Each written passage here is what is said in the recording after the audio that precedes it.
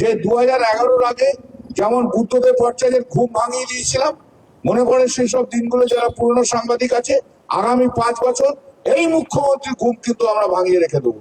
একদম কথা দিয়ে যাচ্ছি, একদম কি করে ঘুমোয় সেটাও আমরা দেখবো। একদিকে বড় বড় কথা বলবে, আরেকদিকে অপোজিশনের বিরুদ্ধে সমস্ত রকমের স্টেপ নেওয়া হবে। বিরোধী দলকে থাকতে দেবো না, তা আমরা হতে দেবো না। আমাদের লড়াই রাস্তাতেও থাকবে, আমাদের লড়াই কোর্টেও থাকবে, আমাদের লড়াই আগামী দিনে আরো অনেক বড় জায়গায় যাবে। এইটুকু আমি বললাম এবং পুলিশকে আপনাদের মাধ্যম দিয়ে সাবধান করছি, যদি যদি আপনারা সংবিধান অনুযায়ী, আইন অনুযায়ী কাজ না করেন, তাহলে কিন্তু আপনাদের জন্য ভবিষ্যৎ কিন্তু অন্ধকার আছে। এটুকুও বলে দিলাম, অন্ধকার আছে, অন্ধকার করে ছেড়ে দেবো। পুলিশ যদি আইন অনুযায়ী কাজ না করেন, শুধু বিজেপির লোকের কথাতে কাজ করেন আর শুভেন্দু অধিকারী যাকে বলবে তাকে দিয়ে যদি অ্যারেস্ট করাতে যান, তাহলে কিন্তু আপনাদের জন্য কিন্তু মুশকিল আছে। রেকর্ডটা আমার একটু অন্যরকম, 2জন IPS কে কিন্তু জেলে ঢুকিয়েছিলাম, এটাও মনে করে দিচ্ছি। আপনারা অনেকে সেই সময় আসেননি সাংবাদিকতায়, যারা পুরনো তারা জানেন রেকর্ড কিন্তু আমার এটাও রয়েছে। আমিও এটাও বলে দিয়ে যাচ্ছি, যদি পুলিশ যদি আইন অনুযায়ী না কাজ করে, যদি ভিন্ডিকটিভ হয়, তাহলে কিন্তু পুলিশের জন্য কিন্তু আগামী দিনে পশ্চিমবঙ্গ পুলিশের জন্য কিন্তু অত্যন্ত দুর্দিন আসবে, সেই দিনের অপেক্ষায় থাকবে। ডিজি থেকে আরম্ভ করে কাউকেই ছাড়বে না, ডিজি থেকে আরম্ভ করে কাউকেও ছাড়বো না, একথাও কিন্তু। আপনারা জানেন যে আজকে কলকাতা হাইকোর্টে শীর্ষেন্দু বন্দ্যোপাধ্যায় একটা মামলা করেছিল পাবলিক ইন্টারেস্ট লিটিগেশন।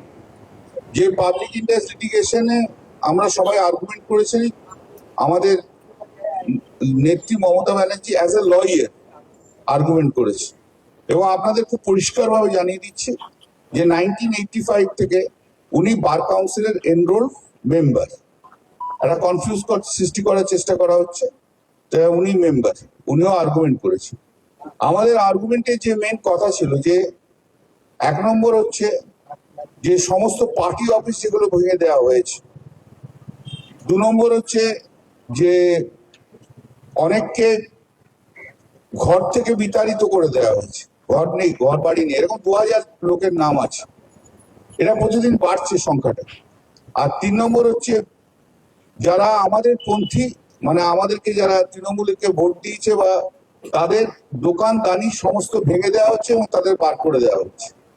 এই নিয়ে সারাদিন মামলা আর্গুমেন্ট হয়েছে, আপনারা সে সম্বন্ধে অবগত আছেন। যে কলকাতা হাইকোর্ট যেটা দিয়েছে সেটা হচ্ছে, in the interest of the justice it is observed that it shall be lawful for the police authorities strictly maintain law and order at the ground level. The police shall also ensure that if any citizen, irrespective of his stroke her party affiliation, is illegally thrown out of his shop, stroke house, stroke property, etc., due to post-poll violence, he stroke she shall be given a safe return to his shop, stroke house, property, etc. তার মানে যাদেরকে যাদেরকে বাড়ি ছাড়া করেছিল এবং যাদের যাদের দোকান ভেঙে দিয়েছিল, যাদের প্রপার্টি ভেঙে দিয়েছিল, তারা বাড়ি ছাড়া, তাদেরকে প্রত্যেক পুলিশকে তাদেরকে ফিরিয়ে আনতে হবে এবং তাদের সেফটি সিকিউরিটি তাদেরকে মেনটেন করতে হবে। এবং পুলিশের ওপর এটা একটা বড় দায়িত্ব দিয়েছে। যদিও আজ পর্যন্ত যতক্ষণ পর্যন্ত না অর্ডার হয়েছে ততক্ষণ পর্যন্ত পুলিশ এই দায়িত্ব পালন করছিল না।